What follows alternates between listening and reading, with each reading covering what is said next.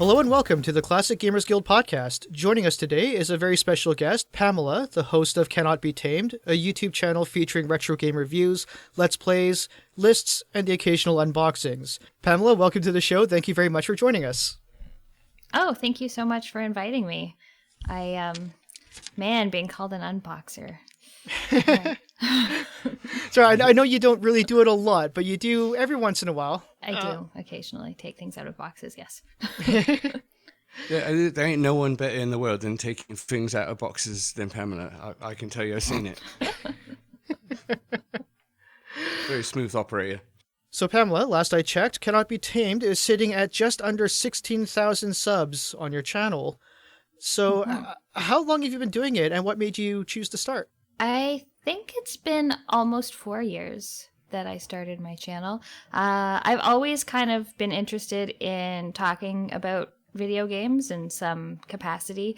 For a long time, I had a blog which started off as being particularly about World of Warcraft, and I would write guides and do some theory crafting and just write about how to run a guild and stuff like that. And eventually I started hating World of Warcraft and and transitioned into just a more general gaming topics. And then it seemed like no one read blogs anymore, so I moved to YouTube. And I read recently that one of your videos hit 40,000 views. It's true. Which one was that one?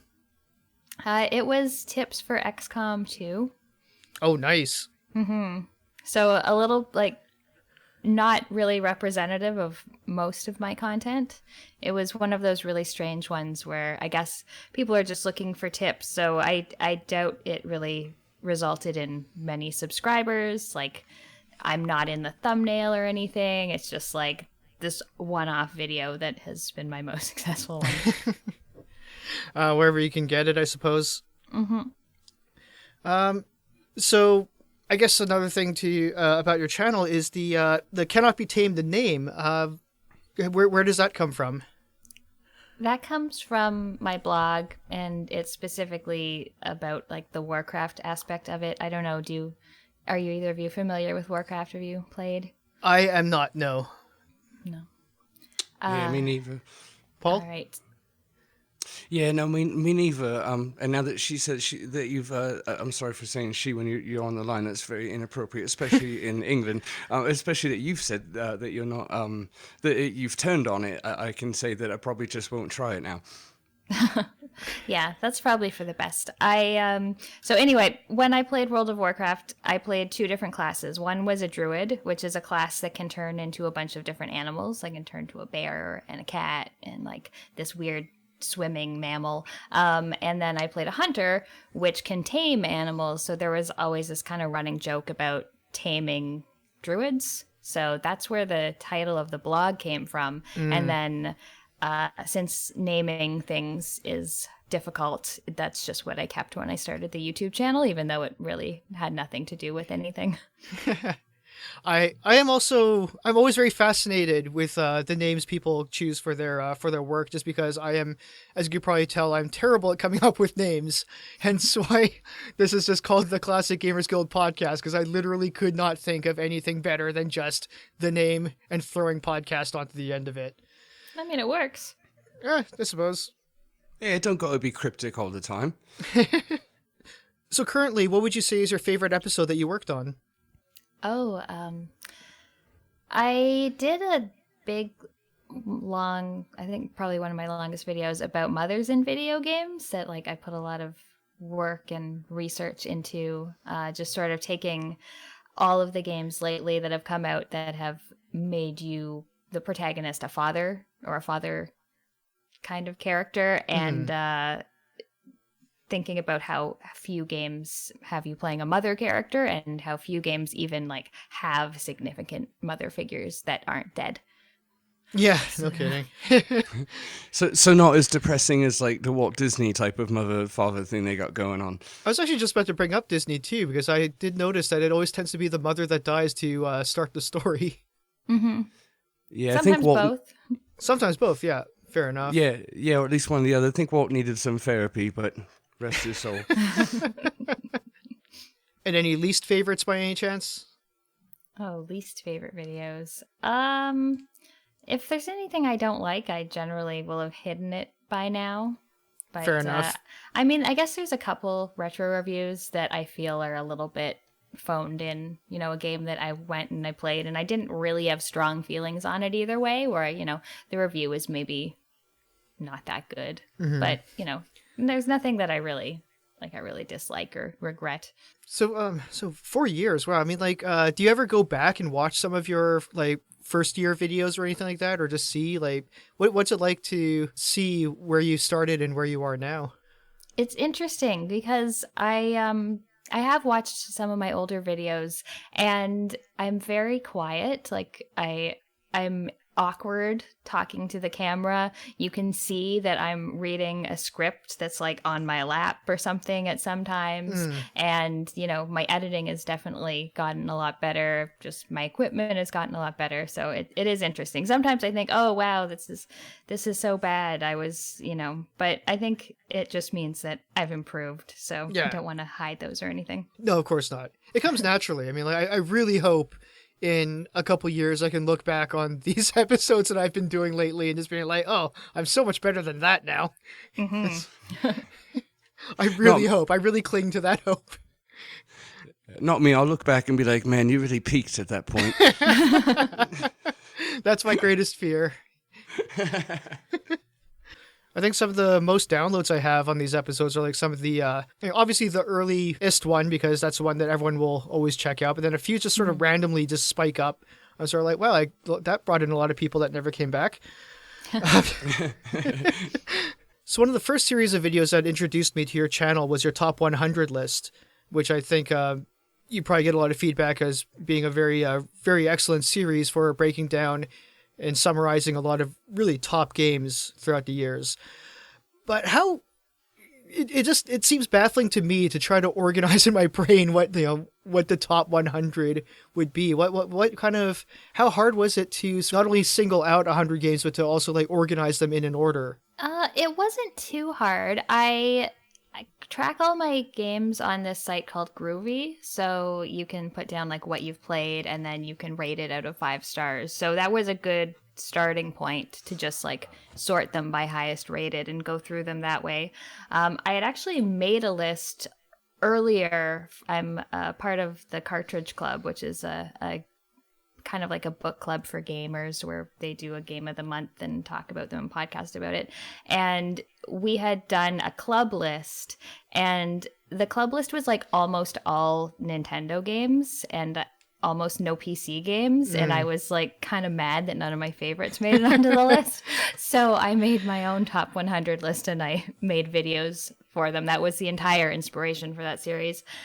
So it wasn't too hard. Like, I don't get too stuck on anything. Like, is number 66 really better than number 68? Like, Yeah. Whatever. Sure. Today I think it is. Like, Yeah, fair enough. I'm the sort of person that would just be so hung up on like, oh, is it though? Where does this place? But like you said, what is the difference between 66 and 67? I feel like if I was to do a top 100, I don't think I'd write it the same a single time. Like, it would definitely change every single time. Oh, true. Yeah. It's definitely a list for that point in time, even though that point in time was almost a year for the entire video series. But yeah, if I were to write it again today, it would be different. Yeah, because you did that. Like, I came at the end of after you had already posted everything there, but that was like 20 videos, 5 each, correct? Yep. Wow. So was that? Did you release them every week or every day? No, I released, I think, 2 a month. 2 a month. Oh wow. It took a long time. I'm not fast. That's pretty awesome though. I mean, I did definitely agree with very many of the entries on your list, but then I also kind of started to think after a while what my list would look like. I was kind of thinking, wait, did I actually finish 100 games during my lifetime? I'm not even entirely sure if I can make that claim. Yeah, that's a really good point. Did you, Pam, did you finish all the games on your list, all 100? I think there was one game that I hadn't finished. Wow, that's and really I don't impressive. remember what it was. I've finished most games that I start, so That's impressive. That's really, Yeah, it really is. it boggles my mind because I just, I don't know. I'm not one of those people who always really likes the very long games because I just kind of eventually disconnect and lose track, and I never really go back once I lose my You place. kind of lose immersion when you step away for too long. You go back and you're like, I'm not, who am I today? What am I supposed to do? So, yeah, I'm kind of the same way. Plus, I'm really narrow-minded, so I tend to just replay things I like instead of trying something new, which I really need to work on. So I'll take one out of your page. It can be difficult, especially with like the bigger open world games, to like go back to it. I feel like a lot of games need a, hey, it's been a month since you played me. Here's a summary of what's going on and the buttons you need to push. Yeah, I think that's what stopped me from finishing Okami because that's actually I've mentioned before in an earlier episode. That's one of my favorite games that I didn't even come close to finishing because it's such a good game, but it's just there's a halfway point where it's a very clear chapter between the first half and the second. So I took a break there, and when I came back, I was like, "What are my spells again? I don't know how to do anything anymore." Yeah, I'll get that way with consoles, like switching back and forth. Like I knew in the early days I couldn't have a PlayStation actually use them both because the controllers I get all dyslexic and tangled up in my head, and then you're on Xbox thinking it's the PS controller, and you press the wrong button, and then rage quit, and then the cat's scared, and no one's happy. I find that too. I play mostly on Xbox or PC now, but I do find Nintendo. I don't play the Switch much, but occasionally when I do, I feel like the buttons are backwards. And I guess Nintendo was actually before PlayStation or Xbox, so they're the backwards ones. But Yeah. like every time I try to play that Switch, I'm like, these buttons are not what they're supposed to be. So your top 100 list, going back to that for a second, just to bring up the fact that number one was Planescape Torment. Yes. Man, that is on my resolution list of games I need to finish this year because I actually own it in several forms and I just never really had the time to sink my teeth into it. Now, I have a really bad memory, so this might be totally false, but I think Planescape Torment was actually my first computer role-playing game that I played, which is like a really good introduction to the genre, and now it's one of my favorite. But the writing in the game is so fantastic. Like, you can find just like this little tiny side quest or this little object, and it has a description that like just sparks your imagination and could be like the basis of a whole new story, like its own story, but it's just a side object. It's just something you look at for 30 seconds and then you go on to the next thing. It's very sort of philosophical in its writing. It talks about sort of all the different factions in this world and sort of breaks down why what they believe or why believing something too much is a bad thing, whether it's like the lawful people or the chaotic people or the anarchists. Like, it's all taking something to an extreme and how badly that can go. And then just the characters are all really, really interesting. So yeah, it's mostly the writing of the game. And I hear that it's a game that really focuses a lot on the writing. Like I understand it's like walls and walls of text. Oh yes.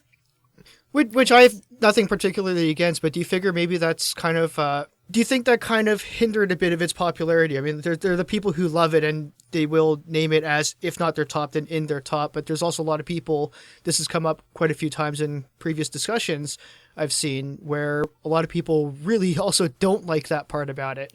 I mean, I definitely think it can, and I'm not sure really what the difference is. I mean, I suppose it's the quality of the writing from my point of view, but I have the same problem, like with visual novels. A lot of the time, I'll be like, oh my God, I'm clicking through so much text. Would you just shut up already? But for some reason in Planescape Torment, I was just like so interested in everything that I was reading and every conversation that my character was having that it never felt like walls of text. From watching some of your videos and things like this, well, first of all, I noticed you had an enamoration for the JVC XI. Oh yeah. Yeah, I love the Sega CD, and the XI is just the specific type. of console that I play those games on. Yeah. Would you say that's like your favorite console? I know it's so hard to pick one of anything, but would you say it's kind of like your favorite? No, I would probably say the PS2 or the Xbox 360 is my favorite console. The Sega CD and the XI is just like, I love weird games, and there's just so many weird games on that system. I love FMV. There's a ton of FMV games, so yeah. That's sort of where my love for that system goes in. But like if I was on a desert island, that it is not the one I would take with me. Right, be a bit too limited. I totally understand that. Yeah, I love it at FMVs myself, and I was actually after hearing you say, you kind of like whispered to it like, "I love you, JVC," and I was like, all right, I gotta find out more about it. She's vehemently passionate about this console, so I did some digging because I didn't know much about it, and saw that it took cartridges as well as the CD, which is the main catch. But what I thought was kind of funny is that I guess you're able to do karaoke on it.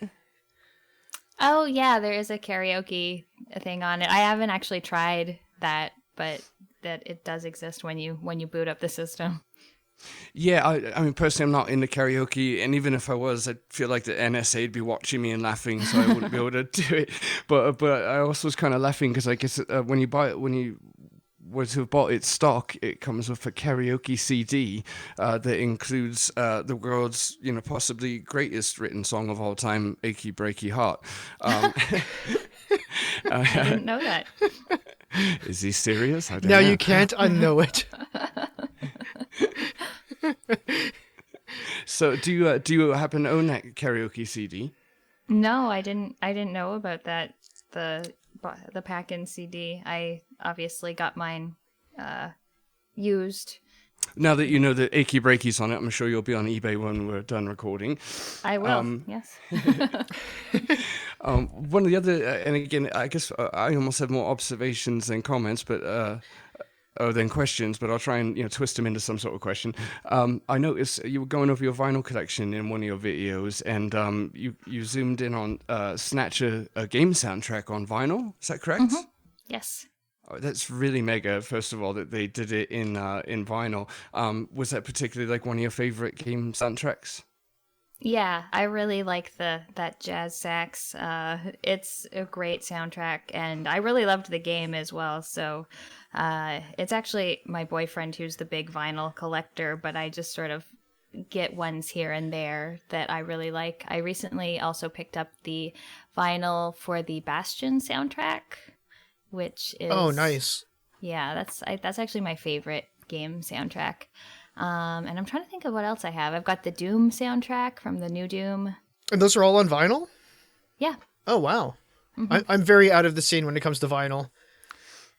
Vinyl's a strange thing where if my boyfriend Will wasn't collecting it, I probably would never have thought to do it. Like I when I got my Bastion soundtrack, I was like, this is awesome. And then in order to listen to the whole thing, I had to get up 4 times to like change the disc or like flip it over. And I was like, this is kind of a stupid system. Like, I don't know. Yeah, I don't like standing up much, No. especially repeatedly. Yeah.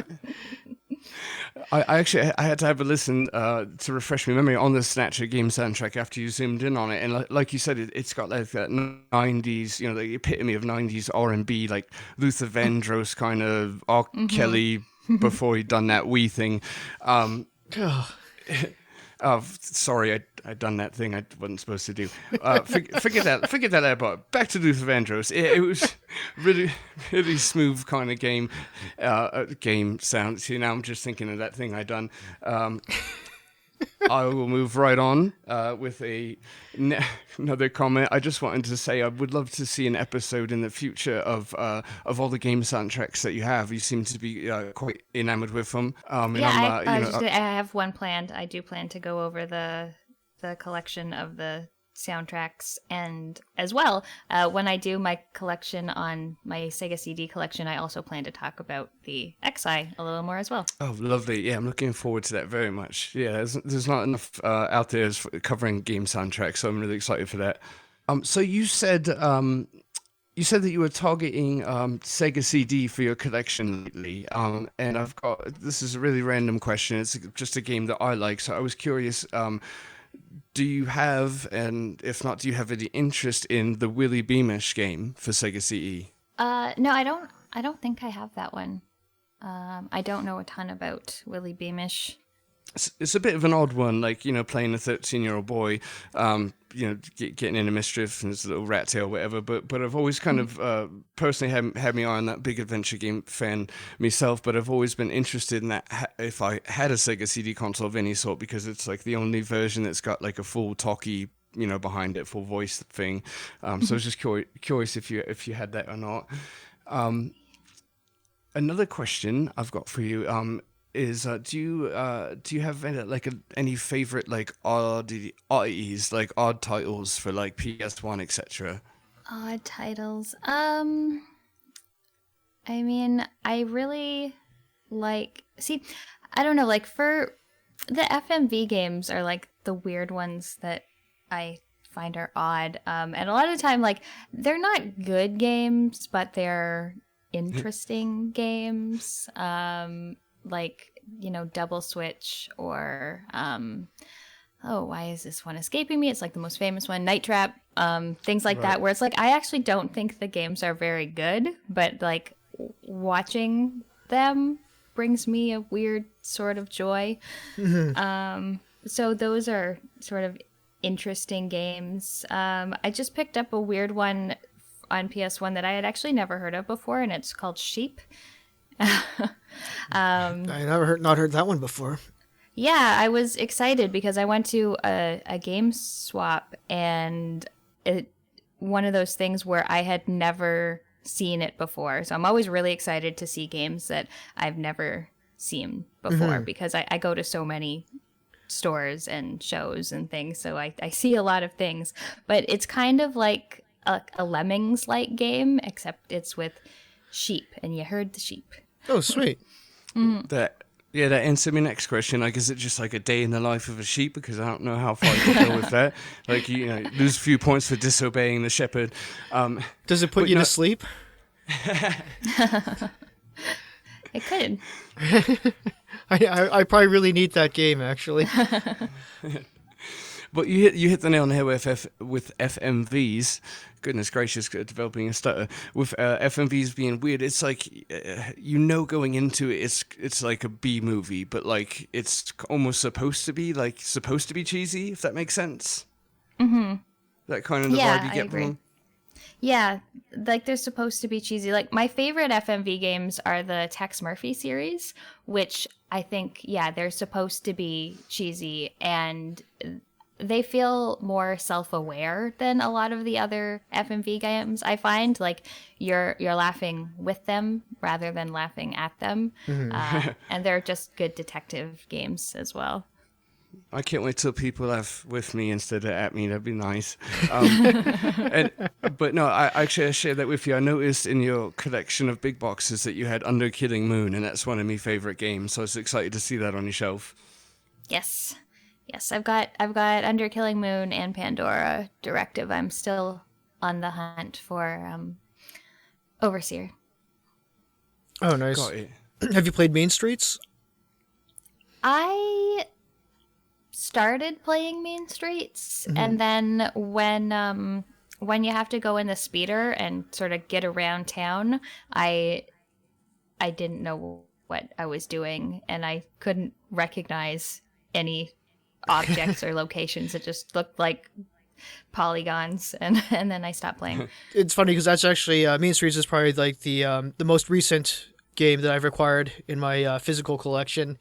Not that I've ever actually played it before. It's a game that I had a while back before my computer was good enough to actually run it. So kind of curious to go back like 20 years later or whatever, however long it's been. Oh man, it could even be 30 years maybe. And finally actually give it a go. Oh, I feel old now. Yeah, that's why I don't do math. It's usually a depressing medium. There's never been a time when math hasn't made me depressed. Exactly. I just put up an episode of the latest Let's Play I've been doing where I did some like quick math, and then I as I was editing it, I was like, this is totally wrong. And I had to like put in a little thing in the video where it's like, oh, we've got a math lead here. Like, I don't know. Like, I don't know. I mistook the number 25 for the number 30 and whatever. Math is stupid. What game is that for? What are you currently Let's Playing? Unavowed. Oh, nice. Yeah, it's the latest point-and-click adventure from Wadget Eye, who I think is doing the best with the kind of old-school point-and-click Yeah, adventure. absolutely. Yeah, hands down. It's definitely that's actually on my list for one of the next few games I'm going to actually play through, just because I've heard nothing but good things. The thing with Wadget Eye is I always stumble across whether I'll jump right to Unavowed or if I'll play some of their previous games first.